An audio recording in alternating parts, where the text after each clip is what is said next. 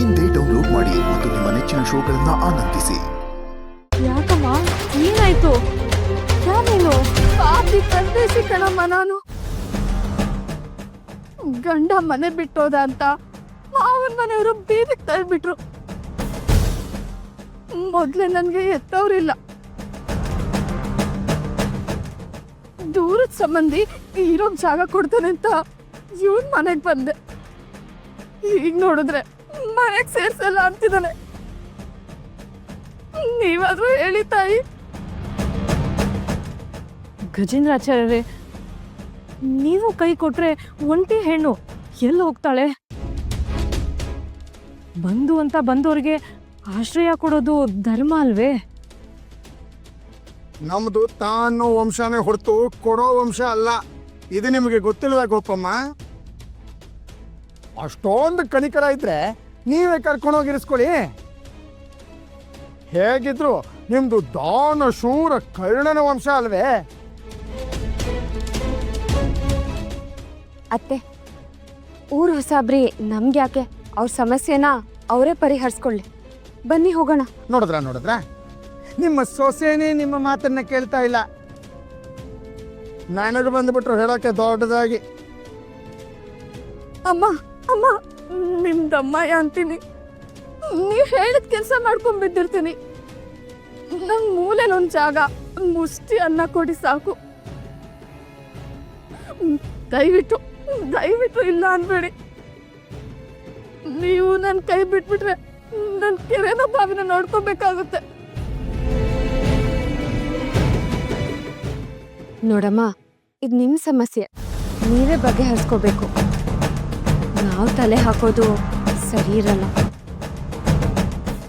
ನೀ ಬನ್ನಿ ಅತ್ತೆ, ಹೋಗೋಣ. ಇರು ಕಮಲಾ, ಒಂದು ಹೆಣ್ಣಿನ ಕಷ್ಟ ಒಂದು ಹೆಣ್ಣಿಗೆ ಅರ್ಥ ಆಗ್ಲಿಲ್ಲ ಅಂದ್ರೆ ಗಂಡಸ್ರಿಗೆ ಏನು ಅರ್ಥ ಆಗತ್ತೆ? ಒಂದು ಹೆಣ್ಣು 4 ಗೋಡೆ ಮಧ್ಯೆ ಇದ್ದು ಬದುಕೋದೇ ಕಷ್ಟ. ಇನ್ನು ಬೀದಿ ಪಾಲಾದ್ರೆ ಅವಳ ಗತಿ ಏನು? ಅವಳೇನು ಆಸ್ತಿ ಕೇಳದ್ಲ, ಹಣ ಕೇಳದ್ಲ? ಅಷ್ಟಿ ಅನ್ನ ಕೇಳ್ತಾ ಇದ್ದಾಳೆ. ಕೊಡೋ ಶಕ್ತಿ ಭಗವಂತ ಕೊಟ್ಟಿರುವಾಗ ಯಾವ ಬಾಯಿಂದ ಇಲ್ಲ ಅನ್ನೋಣ.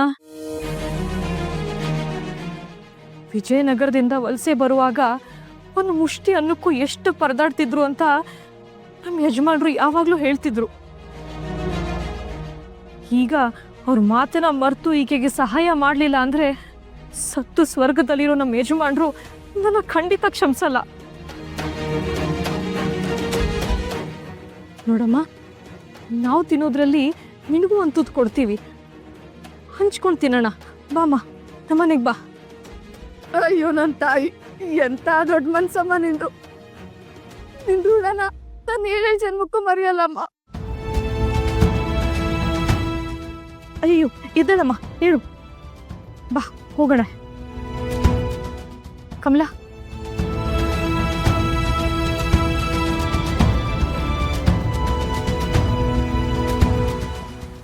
ಏನ್ ತೊಂಬರಾಟ ನಡೀತಾ ಇದೆಯಾ?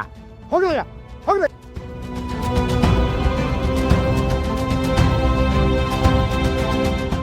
ಗುರುರಾಜ, ಗುರುಗಳಿಗೆ ಕೊಡ್ಬೇಕಾಗಿದ್ದ ಕಾಣಿಕೆನೆಲ್ಲ ಇಟ್ಕೊಂಡಿದ್ಯಲ್ಲಪ್ಪ?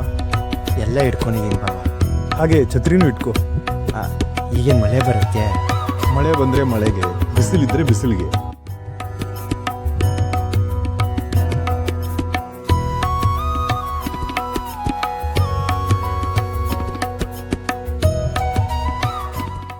ಅಮ್ಮ, ಹೀಗೆ ಹೇಳ್ತಿಂತ ತಪ್ಪು ತಿಳ್ಕೊಬೇಡಿ. ಪಾಪ ಎಲ್ಲೋ ಹೊರಟಿದ್ದಾರೆ. ಈ ಸಂದರ್ಭದಲ್ಲಿ ನನ್ನ ಇಲ್ಲೇ ಕರ್ಕೊಂಬಂದ್ಬಿಟ್ರಿ. ಏನೂ ತೊಂದರೆ ಇಲ್ಲಮ್ಮ. ಅವರೆಲ್ಲ ಕುಂಭಕೋಣ ಮಠಕ್ಕೆ ಹೋಗ್ತಿದ್ದಾರೆ.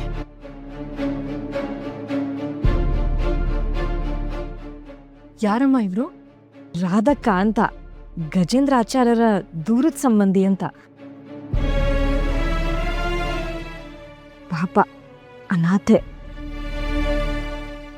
ಆಶ್ರಯ ಕೇಳಿ ಅವ್ರ ಮನೆಗೆ ಹೋದ್ರೆ ಹತ್ರನೂ ಸೇರಿಸದೆ ಹೊರಗೆ ಹಾಕಿದ್ದಾರೆ. ಅದಕ್ಕೆ ನೀನ್ ಕರ್ಕೊಂಡ್ ಬಂದ್ಯಾ? ಆಶ್ರಯ ಕೊಡಿ ಅಂತ ಕಾಲ್ ಹಿಡ್ಕೊಂಡ್ರು.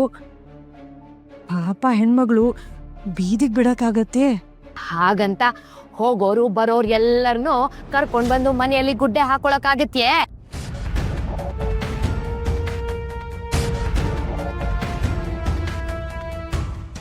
ತಾಯಿ, ನಾನೇನಾದ್ರೂ ಆಸ್ತಿ ಕೇಳಿದ್ನ, ಮನೆ ಕೇಳಿದ್ನ? ಒಂದು ತುತ್ತನ್ನ ಮೂಳಲ್ಲಿ ಮುದ್ರಕೊಳಕ್ಕೆ ಜಾಗ ಬೇಡ ಅಂದ್ರೆ ಹೇಳಿ ತಾಯಿ, ಕೆರೆನ ಬಾವಿನ ನೋಡ್ಕೋತೀನಿ.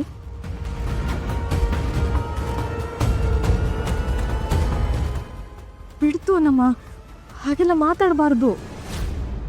ದೇವ್ರು ಕೊಟ್ಟ ಜನ್ಮ, ಕಷ್ಟನೋ ಸುಖನೋ ಅವನ್ನ ಕರ್ಸ್ಕೊಳ್ಳೋವರೆಗೂ ನಿಭಾಯಿಸ್ಬೇಕೇ ಹೊರತು ಆತ್ಮಹತ್ಯೆ ಮಾಡ್ಕೊಳ್ಳೋದು ಮಹಾಪಾಪ.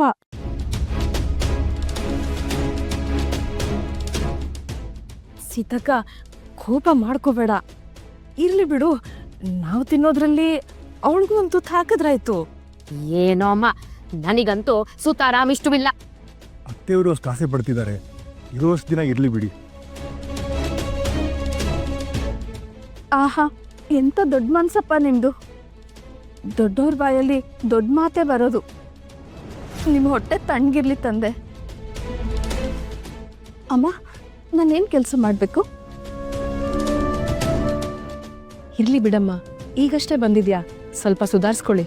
ಸುಧಾರಿಸ್ಕೊಳಕ್ಕೆ ನಾನೇನ್ ಮುದ್ಕಿನೇ ತಾಯಿ. ರೆಟ್ಟೆ ಗಟ್ಟಿಯಾಗಿರ್ಬೇಕಾದ್ರೆ ದುಡಿಬೇಕು. ನಾನು ಸ್ನಾನ ಮಾಡ್ಕೊಂಬಂದು ಎಲ್ಲ ಕೆಲಸನ ನಾನೇ ಮಾಡ್ತೀನಿ.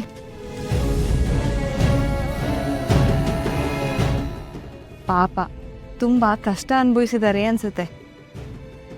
ಜೀವನ ಅಂದರೆ ಹೀಗೆ ನಮ್ಮ, ಒಬ್ಬೊಬ್ರದ್ದು ಒಂದೊಂದು ಕತೆ. ಸರಿ, ನಾವು ಹೊರಡೋಣ, ತಡವಾಗುತ್ತೆ.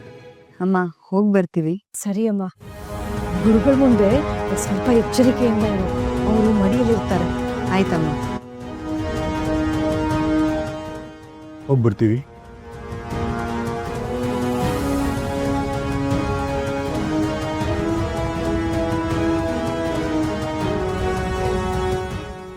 ನಿಮ್ಮನ್ನ ನಮ್ಮ ಮನೆಗೆ ಯಾರು ಕಳಿಸಿದ್ದಾರೆ ಅಂತ ನನಗೆ ಚೆನ್ನಾಗಿ ಗೊತ್ತು.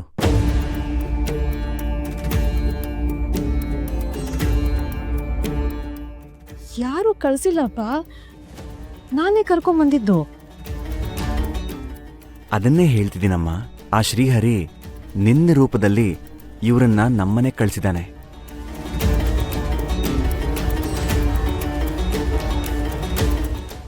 ಆ ಶ್ರೀಹರಿ ತಾನೇ ದಾರಿ ತಪ್ಪದವ್ರಿಗೆ ದಾರಿ ತೋರಿಸೋದು.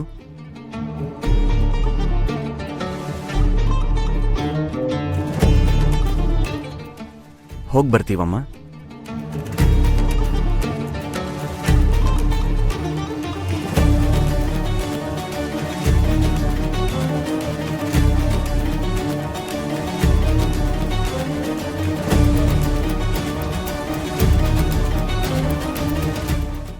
ಈ ಮನೇನ ಹೇಗೆ ಹಾಳು ಮಾಡಬೇಕು ಅಂತ ನಂಗೆ ಚೆನ್ನಾಗಿ ಗೊತ್ತಿದೆ.